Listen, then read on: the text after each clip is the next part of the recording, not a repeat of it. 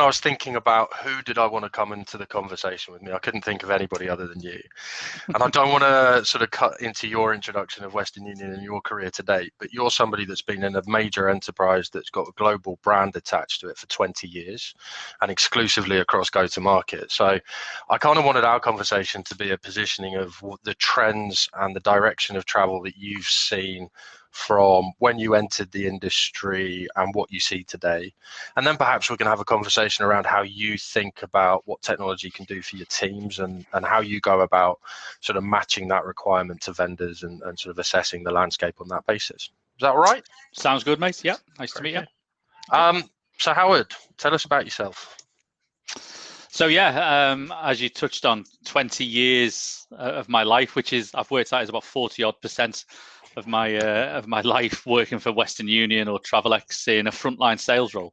Started out way back when, carrying a bag, knocking on doors, cold calling, talking to businesses about their international payments and foreign currency requirements.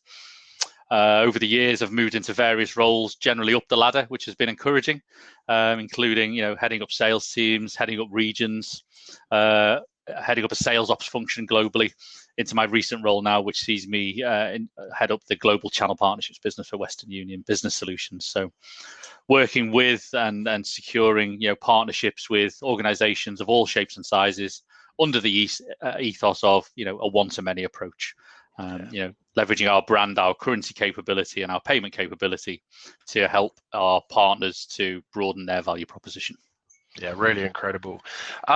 Has there been a consistent frustration for you both as an individual contributor when you started in your career and things that you see as a leader that you just I wish I could get rid of that for my people? I wish I could have got rid of that for myself. And what would that have been? Yeah, I think, look, sales is always, for me, sales is the greatest profession on the planet.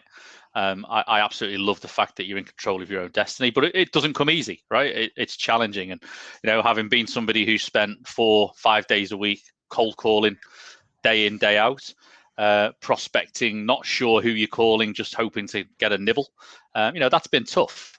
20 years ago, it was a bit more the norm, and those who dialed the hardest won the biggest.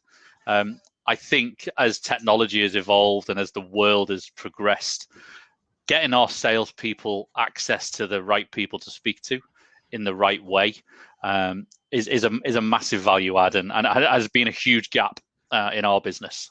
We still probably make too many calls to businesses who will never want to do business with us because they don't have a need for cross-border, cross-currency payments. So again, using the technology to identify better upfront who those opportunities could be is a gap that we're looking to fill. So what's your sort of transformation journey at Western Union look like sort of in the past 5 to 10 years? What's the sort of trend that you can peg and identify? Me personally or the business? Yeah, both. Why not both? So Western Union are 170 years old, but they haven't survived and turned into the business that they are globally by standing still. So we've continually transformed all the way through its entire history. Over the last 3 to 5 years, the time frame that you're talking to, we've seen obviously the digital transformation come forward. So ensuring that our customers are being serviced in a way that suits them rather than a way that suits us. So, and that whole digital transformation, that whole, putting more customers online, giving them faster access to payments, to rates, to confirmations, etc., has been significant.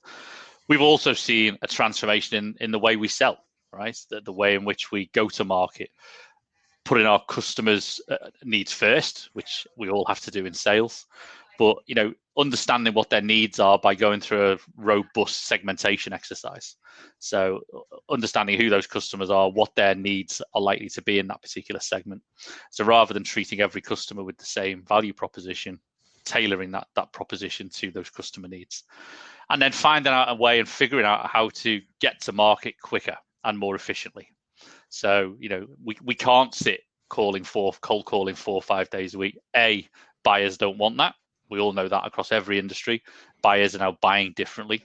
And B, salespeople are paid too much to be cold call administrators, right? Yes, they have to pick the phone up. Yes, they have to do the prospecting, but there's ways and means of doing it to give them more tools. So we've worked hard at transforming those tools and giving those sales guys better equipment and better speed to market to get them faster to their target, which is where you and I started talking. Yeah. So in the face of that, what sort of helped you decide that we should come in and sort of try and prove value to you? What was the process? What did it look like? What was the experience? Did the technical stuff matter, or is it all about value and evidence? What benchmarked us as trustworthy, I guess, which is the key objective?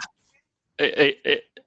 Look, you don't know what you don't know, and all of this began with an obligatory game of golf, right? Yep. in the middle of South Wales, with one of your bosses, I think it was, and in the golf buggy wandering around, you learn more about each other's business, and there was something that you guys had that just struck a chord with me, that we weren't speaking to enough prospects. We just couldn't get through them. We wouldn't get through to decision makers, and your technology and your value proposition gave us faster access to those prospects. We didn't know what the impact would be and how important the technology of it was going to be, but the fact that you guys organised this, I've got test drive in my head, but it's not called a test drive. Is it called? Well, I call it the world famous test drive. How test drive will do. Yeah. I thought there was something to do with flying, but okay, let's go with test drive. But yeah, you guys all rocked up into our demand gen center up in Peterborough. Ran a full day with us, with our teams, sort of monitored how the system worked, gave us that feedback. We saw a productivity uplift. We saw instant value, and then that made the decision to buy far more compelling. So, yeah, a good gap being filled, I think. Yeah, I've been on your side of this conversation, and I've bought before, and my confidence levels are always inspired, I guess, when people are willing to actually put evidence and skin in the game for the technology or the solution that they're looking to sell, rather than doing it optically over a demo or a deck. I think that I've always been inspired by the people that are willing to show it in your context with your message, your people, and see what you learn out of that as a result, right? Well, I think it got us buy-in as well from the team, right? Because they went through the journey from the very beginning, and they were a bit wary of it at first. Of course they were, something new, but and it made them have to work a bit harder, right? They had to talk to more customers, but I think the feedback has been overwhelmingly positive. Yeah, it's almost like strapping people in at the top of the bungee jump and wondering if the harness is clipped in for a lot of reps when they first do the test drive. So I find that fascinating. So what other sales technologies are you guys sort of benchmarking for at the moment? And again, would you be putting vendors under that level of scrutiny to come in and prove value in that way? Yeah, well, I think it was a good proof point for us as how best to do it. So I think it's something that we would look to ask for in future implementations. There's various ways. I'm sure there's 100 odd people on this call now, all working in various forms of sales technology, all of which will have an interesting value proposition. Weeding through them all to make sure you get the hose pipe that puts the biggest fire out is the challenge, I guess.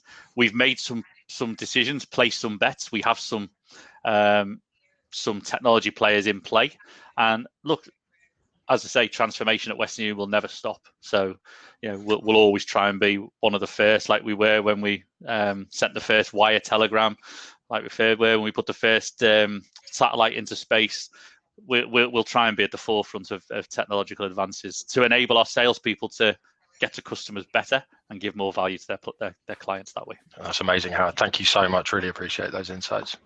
Thank you, Howard, and thank you, Gerry. Enjoy the rest of the afternoon. Will do. Thanks, James. Thank you. Bye-bye.